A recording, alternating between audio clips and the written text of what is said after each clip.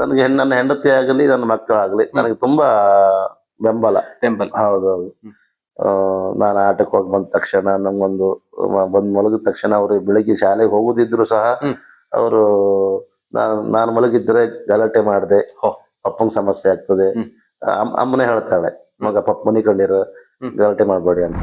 ನಾನು ಬಂದ ಆ ದಿನದ ಇವತ್ತಿನವರೆಗೂ ನನಗಂತೂ ಇಲ್ಲಿ ಯಾವ ಸಮಸ್ಯೆಯೂ ಆಗ್ಲಿಲ್ಲ. ಇದು ನನ್ನ ಡೈಲಾಗ್. ಮತ್ತೆ ಪೀಠಿಗೆಯಲ್ಲಿ ಮೇಳಲ್ಲಿ ಸೇರಿಸೋದಿಲ್ಲ.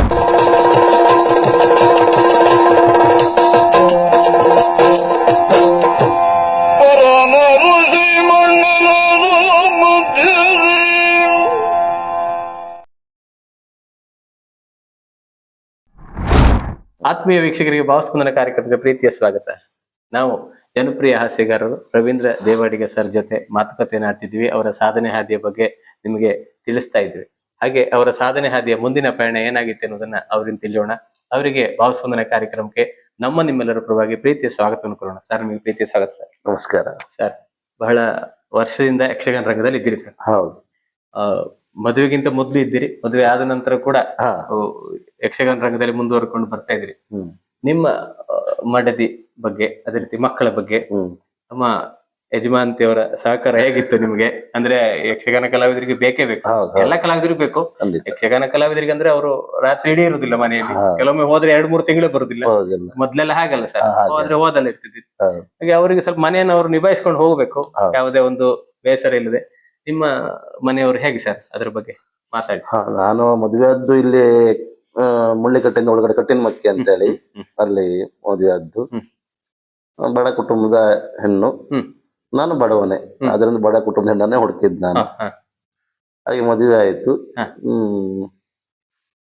ಒಳ್ಳೆಯವಳು ತುಂಬಾ, ಏನು ಸಮಸ್ಯೆ ಇಲ್ಲ. ನಾವೇ ಸ್ವಲ್ಪ ಹಡಿ ಬಿಟ್ರೆ ಆದ್ರೆ ವಿಷಯ ಬಿಟ್ರೆ ಮತ್ತ ಎಲ್ಲ ಅವ್ರ ಮನೆಯವರೇ ಆಗ್ಲಿ ಅವಳಾಗ್ಲಿ ನಮ್ಗೆ ಸಮಸ್ಯೆ. ಅವ್ರ ಹೆಸರೇನು ಸರ್? ಗೀತಾ ಅಂತ. ಗೀತಾ. ಅವರ ಮನೆಯವರು ಯಾರು ಯಕ್ಷಗಾನದಲ್ಲಿ? ಇಲ್ಲ ಇಲ್ಲ, ಯಾರು ಇಲ್ಲ. ಅವ್ರು ಎಷ್ಟು ಜನ ಮಕ್ಕಳು ಸರ್? ಅವ್ರು 4 ಜನ, 2 ಹೆಣ್ಣು 2 ಗಂಡು. ಇಲ್ಲ, ಅವ್ರು ಯಾರು ಯಕ್ಷಗಾನ ನೋಡ್ತಾರೆ? ಆಸಕ್ತಿ ಉಂಟು, ನೋಡ್ತಾರೆ. ಬಿಟ್ರೆ ಯಕ್ಷಗಾನಕ್ಕೆ ಹೋದದ್ದು ಯಾರು ಇಲ್ಲ. ನಿಮ್ಮ ಯಕ್ಷಗಾನಕ್ಕೆ ಬರ್ತಾರೆ ಇವರು?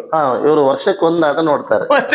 ಒಂದು ಆಟ ಇಲ್ಲಿ ಮುಳ್ಳಿಕಟ್ಟೆ ಈ ಕಡೆ ಇಲ್ಲದ ಆಟ ಆದ್ರೆ ವರ್ಷಕ್ಕೊಮ್ಮೆ ಒಂದು ಹೊಸ ಪ್ರಸಂಗ ನೋಡುದು ಹವ್ಯಾಸ. ನೋಡ್ತಾರೆ. ಹೌದು. ಮತ್ತೆ ಯಕ್ಷಗಾನ ಬಗ್ಗೆ ಆಸಕ್ತಿ ತುಂಬಾ ಉಂಟು.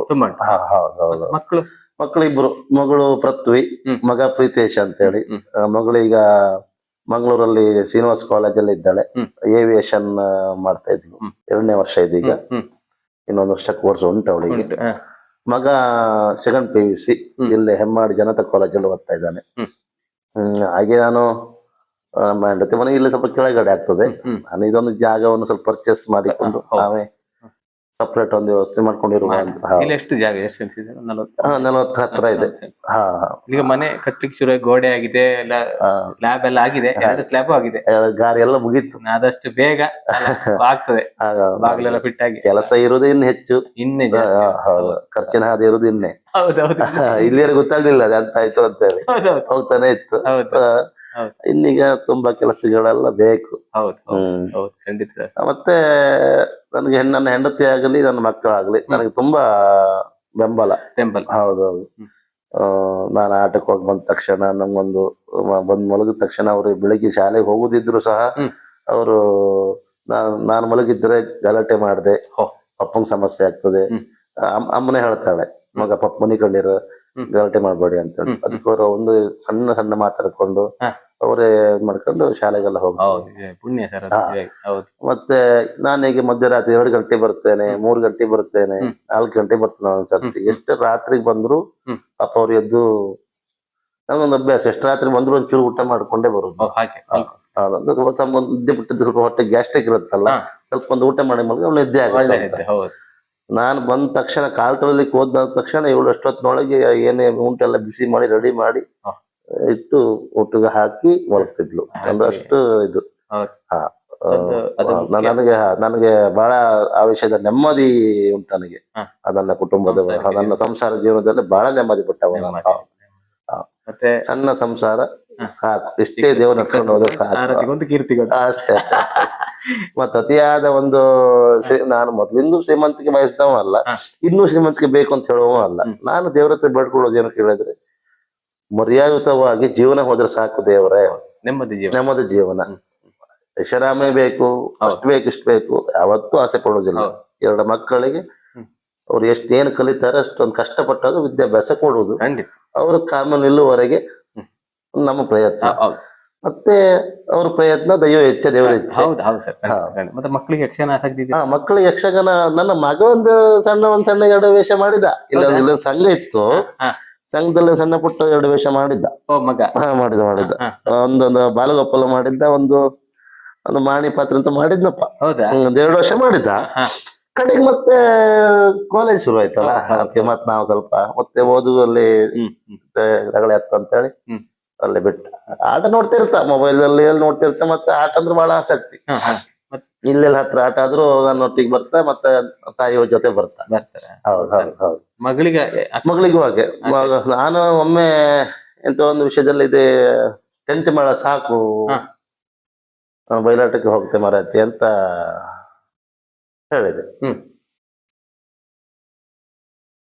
ಅಲ್ಲಿಗೆ ನನ್ನ ಮಕ್ಕಳು ಇಬ್ಬರು ಹೇಳದ್ದು ಒಂದೇ ಮಾತು, ನೀವು ಮೇಳವೇ ಬಿಟ್ಟಿರಲಿಲ್ಲ, ಮೇಳ ಬಿಟ್ಟು ನೀವು ಯಕ್ಷಗಾನ ಬಿಟ್ಟಿರಲಿಲ್ಲ, 2 ಮೇಳ ಬಿಟ್ಟು ಬೇರೆ ಮೇಳಕ್ಕೆ ಹೋಗ್ತಿಲ್ಲ. ಮನೆಯಿಂದ ಹೆಂಡತಿಗಿಂತ 2 ಮಕ್ಕಳು ಹೇಳಿದ್ದ ಹಾಗೆ. ನಾನಿದು ನನ್ನ ಯಜಮಾನ್ರ ಹತ್ರ ಹೇಳಿದ್ದೆ ವಿಷಯ. ನಾನು ಹೀಗೆ ಹೇಳಿದ ತಕ್ಷಣ ಮಕ್ಕಳು ಹೇಳದ್ ಮಾತು ಒಂದೇ ಮಾಡಿದ್ರೆ, ಯಕ್ಷಗಾನ ಬಿಟ್ಟು ಯಕ್ಷಗಾನ ಮೇಳ ಬಿಟ್ಟು ಮನೇಲಿ ಕೂತ್ಕೊಂಡು ಅತಿಥಿ ಕಲಗೃಹ ಹೊರಡಿಲ್ಲ, 2 ಮೇಳ ಬಿಟ್ಟು ಬೇರೆ ಮೇಳಕ್ಕೆ ಹೋಗ್ಲಿಕ್ಕಿಲ್ಲ ನೀವು. 2 ಮೇಳ ಇರುವವರೆಗೆ ನಿಮ್ಗೆ ಯಜಮಾನ್ರು ನಿಮ್ಗೆ ಇಟ್ಕೊಳ್ತಾರೆ ಅಂತ ಆದ್ರೆ 2 ಮೇಳದಲ್ಲಿ ಇರ್ಬೇಕಪ್ಪ ನೀವು. ನೋಡಿ ಮಕ್ಕಳದು ಒಂದು ಅಷ್ಟು ಅವರಿಗೂ ಕಾರಣ ಏನು ಕೇಳಿದ್ರೆ, ನನ್ನ ಪಪ್ಪನಿಗೆ ಹೆಸರು ತಂದು ಕೊಟ್ಟ ಮೇಳ 2 ಮೇಳ ಹೇಳೋದು ಅವ್ರ ತಲೆ ಒಳಗೆ ಅಚ್ಚೊತ್ತು ಹೋಗಿದೆ. ಹಾಗಾಗಿ ನನ್ಗೊಂದು ಖುಷಿ ಕೊಡ್ತಾ, ನನ್ನ ಮಕ್ಕಳು ನನ್ನ ಬಗ್ಗೆ ಎಷ್ಟು ತಿಳ್ಕೊಂಡಿರಲ್ಲ ಅಂತ ಹೇಳಿ. ಮತ್ತೆ ಅದೊಂದು ಬೇಕಲ್ಲ ಸರ್, ಅದೊಂದು ನಿಷ್ಠೆ.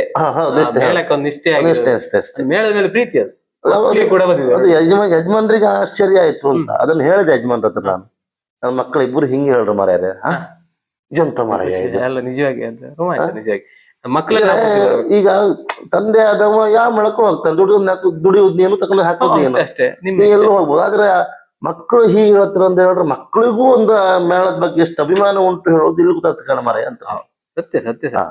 ಹಾಗಾಗಿ ನಮ್ಮದೆಲ್ಲ ಒಂದು ಅಲ್ಲಿ ಉಳಿದ ಕಾರಣ ಆಯ್ತು. ಖಂಡಿತ ಸರ್, ಅದ ಬಿಡುದು ಅಲ್ಲ. ನಿಮ್ಮ ಒಂದು ಅದು ಮೇಳದ ಮೇಲೆ ಅಷ್ಟು ಪ್ರೀತಿ. 28 ವರ್ಷ ಸುಲಭ ಅಲ್ಲ ಸರ್. ನಿಮ್ಗೆ ಏನು ಇಲ್ಲದವ್ರನ್ನ ಏನೋ ಮಾಡಿಟ್ಟಂತ ಮೇಳ, ಖಂಡಿತ ದೊಡ್ಡ ಹೆಸರು ತಂದು ಕೊಟ್ಟ ಮೇಳ.